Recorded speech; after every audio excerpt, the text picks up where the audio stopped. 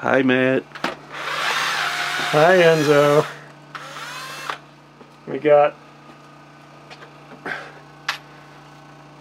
doing this last step in making these pads usable, and so you can see, you've seen this in previous videos, we have a foam layer that covers, this is kind of hard to see up underneath here, a sensor, and I've got foam pads underneath it. And the one thing that I've done now is between each pad is a piece of wood separated and a little bit of foam there. We're trying to make it so that this wood doesn't contact that wood and transfer any resonance over to the other pad. So these things are, each one of these pads is swimming in a sea of foam. But the thing is I had to come up with some way to fix them. We don't want this moving all over the place. First I did something, this right here did not work the way I wanted it to. So it's attached, this right here was attached underneath.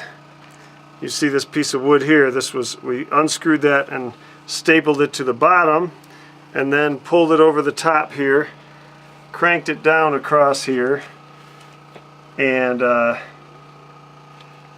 it just didn't, the sides were taut, that was good, but then these parts were flabby, which is not cool. So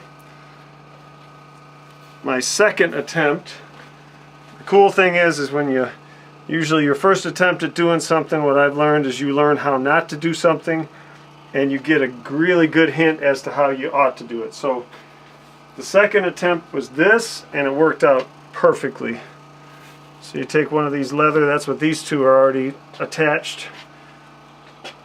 And what I try to do is I push these down and then crank this over here and screw it in, and it becomes a nice surface to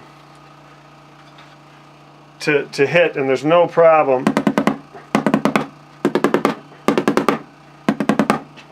Perfect surface to play on.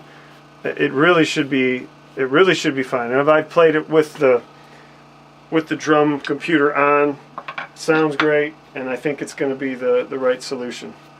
Time will tell, but it looks really good so far. So I got to finish these 7 down here, and we will have a working instrument. Some final sanding and the final painting is going to be what we need to complete it. And in the background is our green board that we're using for upcoming videos. We're gonna have